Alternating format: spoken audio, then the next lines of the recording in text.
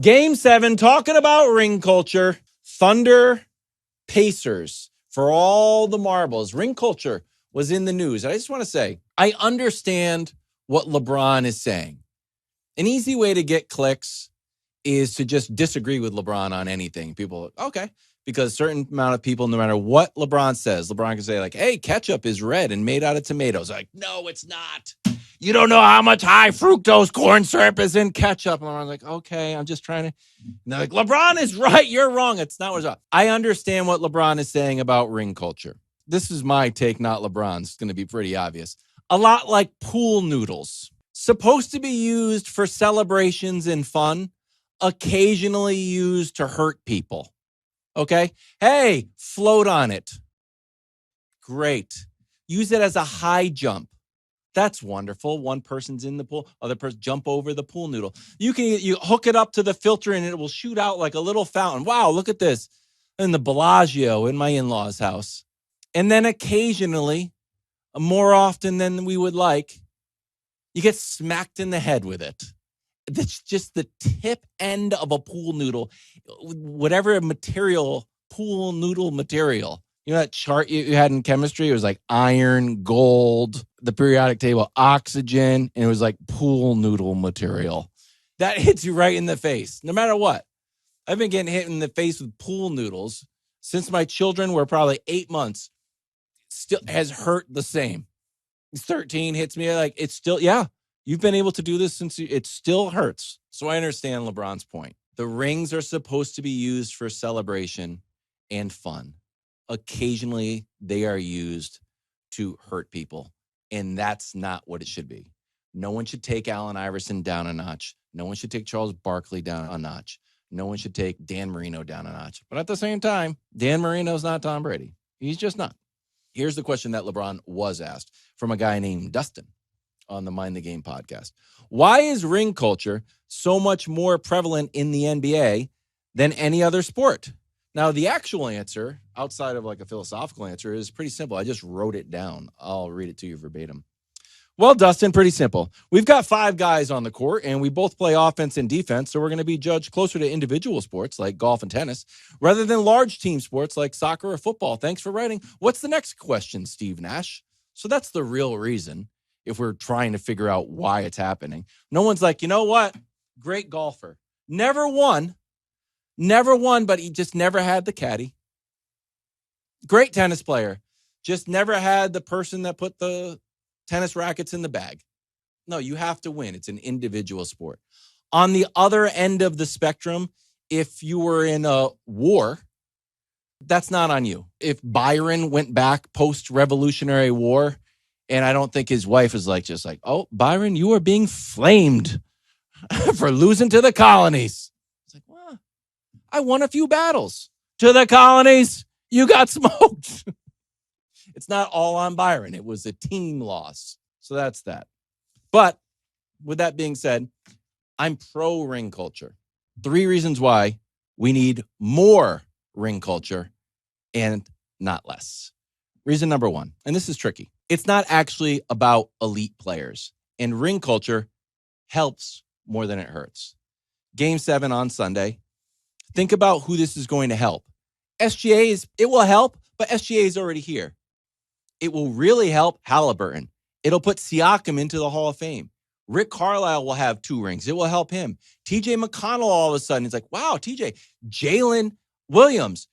Wow, you're right here. Now you are an NBA champion. Chet, NBA champion. It helps more guys than it hurts. There are a handful of guys that it's used as a cudgel against them. Barkley, Iverson, Vince Carter sometimes. It's unfair and it's really unkind. But a lot of guys, it helps.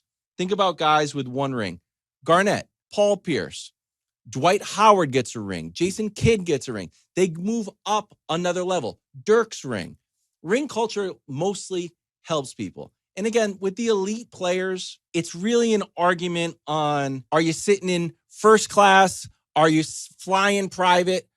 Do you own a private plane? Do you own a private plane with a huge bedroom?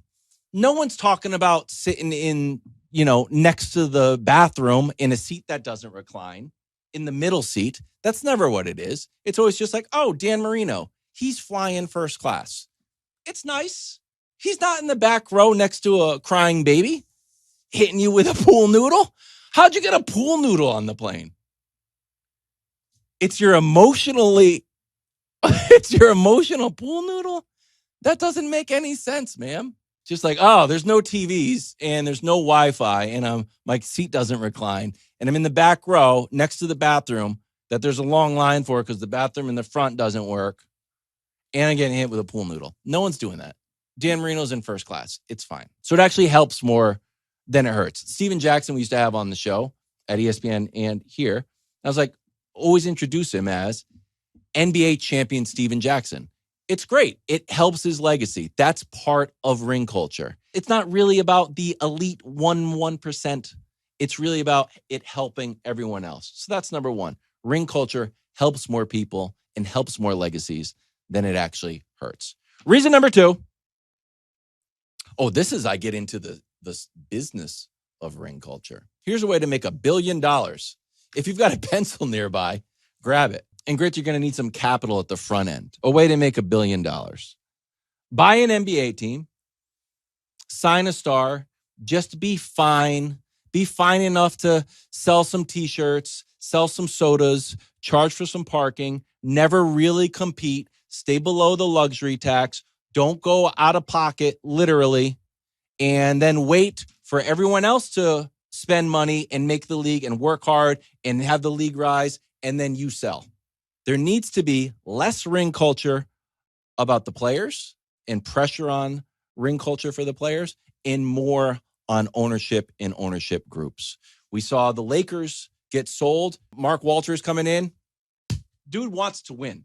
Dude wants to spend money and win. And Brian Windhorst always used to say this, Gianna. It was just a stat, but he always used to say it. I was like, hey, Brian, how are you doing? And he'd be like, do you know the roster of the 2024 Warriors? That's not true, but he has said this a few times, so it's his take, not mine. The 2024 Warriors, who won, paid more. What was 2024?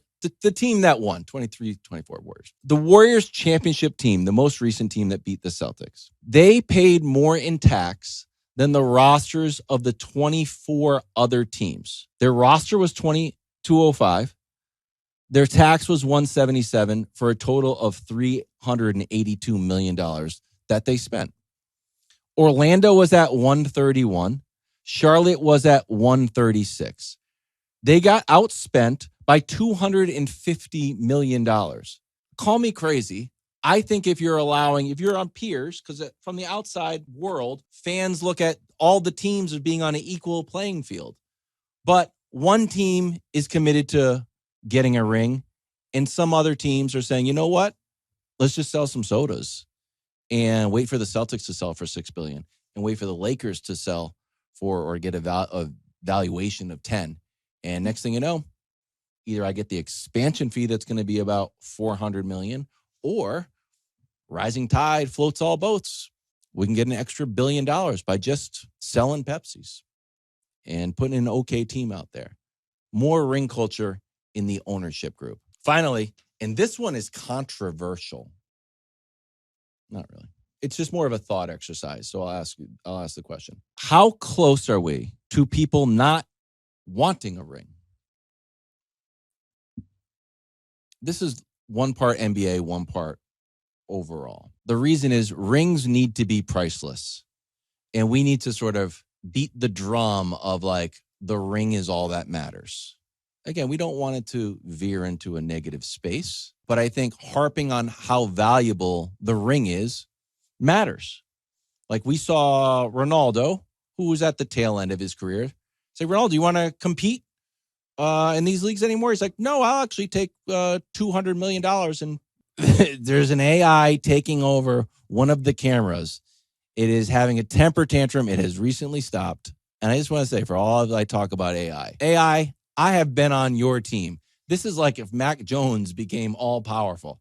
I'll tell you who's safe. Old KW. That's me and AI. Everybody else want to bash AI? Okay. Your head will be in the guillotine quicker than mine, figuratively. I don't think AI is actually using guillotines. Okay, anyways, Ronaldo, he goes and plays for $200 million. Tiger was offered $800 million to bail on kind of like the pursuit for traditional championships. He did not take it. Jake Paul, you should try to win a belt. Jake Paul's like, why? Why would I do that? Why don't I just fight random names and make $40 million? He made $40 million for fighting Mike Tyson. Like, well, that could never happen. Like, I don't know. Right now in the NBA, championship incentives and financial incentives are aligned. But once they're not aligned, things get really out of whack. You see it a few times in history, bowl games right now. If you do not want to risk injury and put money at stake. So some players right now, Gianna, are not taking the Cheez-It Bowl seriously. When I was growing up, it was a privilege to have a 5-gallon bucket of Cheez-Its dumped on your head. And there was no amount of money that you could give me to make me miss that opportunity. The opportunity to have mashed potatoes dumped on my head, I wouldn't miss that for the world because it's priceless. But are we ever going to see a day where someone like Rocket Ismail, who was going to be the number one pick, says, you know what? I'm actually not going to pursue a Super Bowl trophy. I'm going to go to a different league. I'm going to pursue another avenue. Just a thought exercise. But someone needs to be, the guardian at the gate of ring culture, keeping the NBA ring as the only thing. We can't have it turn into the Cheez-It Bowl. So the 3 reasons in review. 1, helps more legacies than it hurts. 2, we actually need more ring culture in ownership groups. And 3, we need to keep the championships priceless. Or next thing you know, we'll just be on Netflix fighting Mike Tyson, playing one-on-one against Mike Tyson for $100 million rather than being in the NBA Finals. That'll never happen, but you get the point. Thanks for watching. Subscribe here to get more from the show and to check out clips from other shows on FS1.